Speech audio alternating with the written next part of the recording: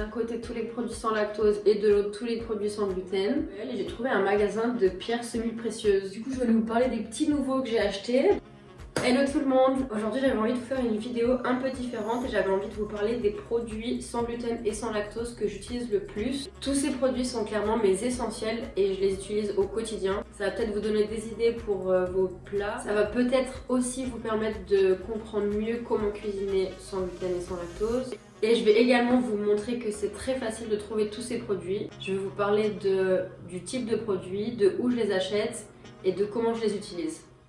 Je ne sais pas si vous débarquez sur ma chaîne, en tout cas si c'est le cas, n'hésitez pas à vous abonner. Dans les vidéos précédentes, j'ai réalisé plusieurs plats sans gluten et sans lactose. Je vais donc maintenant vous présenter tous les produits. Donc j'ai mis d'un côté tous les produits sans lactose et de l'autre tous les produits sans gluten. Alors pour le lait, j'utilise soit du lait de coco ou soit du lait d'amande. Il y a plein de types de lait, il y a du lait de soja, il y a du lait d'avoine. Moi personnellement c'est mes deux laits préférés, j'utilise le lait d'amande dans pratiquement tout, que ce soit les purées, si je fais une béchamel, dans des gâteaux, dans les pancakes. Après il y a le lait de coco que j'utilise différemment si je veux manger des céréales, plus sucré que le lait d'amande.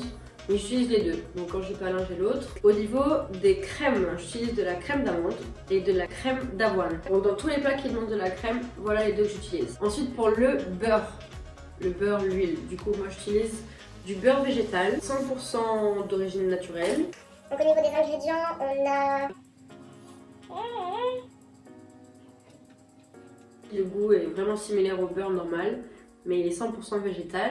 Ensuite, bien évidemment, j'utilise de l'huile d'olive.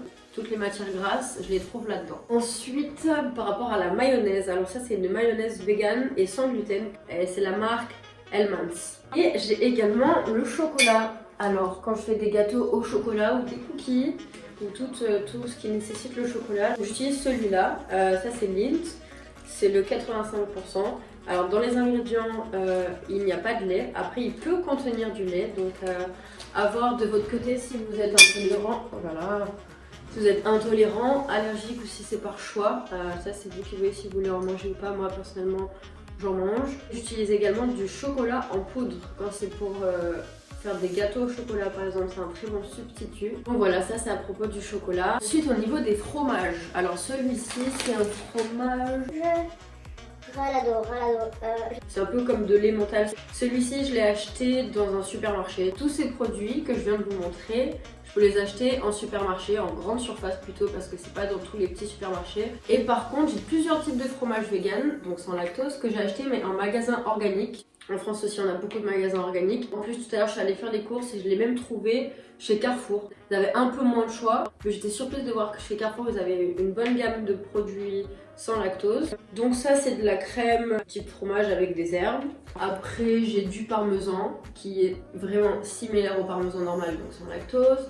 Du fromage bleu. Et puis ça, c'est du fromage en tranches. Des fois, on fait des burgers vegan ou des choses comme ça. Et ça a la tomate et... À l'albahaca. Alors, aucune idée de ce que c'est. Mais... C'est super bon, j'aime trop. Des fois on fait des tortillas par exemple, des chips au maïs. On aime bien faire ça avec ce fromage, du guacamole fait maison. Des petites idées, mais la recette de ça d'ailleurs arrive très prochainement sur mon compte Instagram. N'hésitez pas à vous abonner. Ensuite, je vais vous parler des produits sans gluten que j'utilise le plus. La marque Char. Au niveau des farines, c'est le meilleur compromis. Elles sont trop bien. Donc j'ai la farina, donc c'est la farine normale que j'utilise pour les plats en général. Quand c'est pas un gâteau en particulier ou une pâte à pizza ou à tarte en particulier, j'utilise vraiment celle-là. Ensuite, on a la farine mixée Reposteria, alors ça doit pas être le même nom en français mais c'est la mixée dans tous les cas. C'est que pour les gâteaux, donc je l'utilise si j'ai à faire des cookies ou des pancakes. D'ailleurs vous avez la vidéo des pancakes que j'ai sorti récemment et qui est vegan parce qu'il ne contient pas d'œufs. Donc je vous mets la recette en lien ici également pour aller la checker. Elle est trop bonne, les pancakes sont moelleux, sont délicieux et hyper simples à réaliser. Encore la farine mix pain pour réaliser toutes les pâtes. Les bases. Donc vous l'avez dans la pâte brisée sucrée par exemple, la vidéo précédente c'est celle que j'ai utilisée. Et après la maïzena, la fécule de maïs. Donc ça j'utilise par exemple dans la crème pâtissière.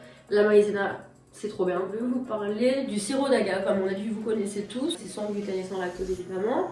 Et c'est pour remplacer le sucre. Par exemple dans mon banana bread, au lieu de mettre du sucre, j'ai mis du sirop d'agave, c'est allégé en sucre.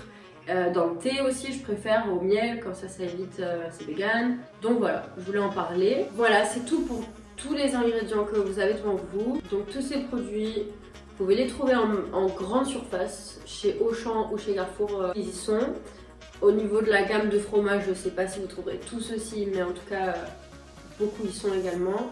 Dans les plus petits supermarchés, c'est vrai que vous ne trouverez pas forcément tout. Donc voilà, généralement ce que je fais, c'est que quand je fais mes courses, j'achète en grande quantité de la crème d'amande par exemple, parce que je sais que ça garde dans le temps et que je vais en avoir besoin un jour ou l'autre. Le lait pareil, la farine c'est du paquet d'1 kilo, donc vous en avez quand même pas mal. Et également, aujourd'hui je suis allée faire les courses et j'ai acheté 2 nouveaux produits. Du coup j'ai acheté de l'aloe vera en gel, on est dans mon jardin. Je le fais en soin que j'ai extrait, sauf que ça se conserve mal. J'ai eu envie d'acheter du gel pour le matin quand j'ai pas envie de mettre de crème hydratante ou que je veux laisser ma peau respirer, un peu d'aloe vera sur mes cheveux également. Après j'ai acheté de l'huile essentielle de lavande. J'ai tendance à angoisse, à mal dormir la nuit, pour le stress également. Enfin, elle a beaucoup d'effets vraiment fantastiques pour les personnes stressées.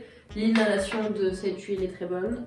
Personnellement, je l'aime beaucoup. Et dernière chose dont je voulais vous parler, j'ai trouvé un magasin de pierres semi-précieuses, mon magasin préféré. Mon copain, il a pris une pierre orgonite. Ce que j'en sais, c'est que c'est un générateur positif d'énergie. Ça va prendre l'énergie négative et ça va la stocker et ça va juste vous permettre de libérer un peu l'espace autour de vous. Et également les ondes électromagnétiques qui sont mauvaises pour le corps humain, donc la wifi, les portables, les télés, enfin tous les appareils électroniques qui surcharge inconsciemment la fréquence de notre corps. Ça les brouille apparemment.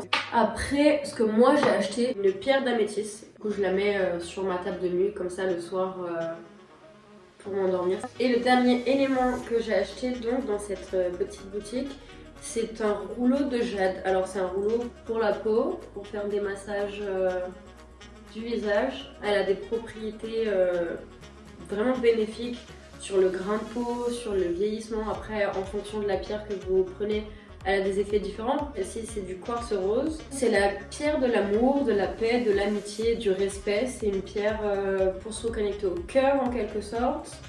Et puis, elle a des propriétés anti-rides, en tout cas qui... Ah, c'est trop bien, parce que j'ai pas fini ma phrase. Si vous voulez faire vos propres recherches. En tout cas, voilà, du quartz rose en rouleau de jade. Voilà pour le dernier... rachat de la journée. J'espère que vous allez comprendre ma vidéo, en tout cas que ça vous aura éclairé.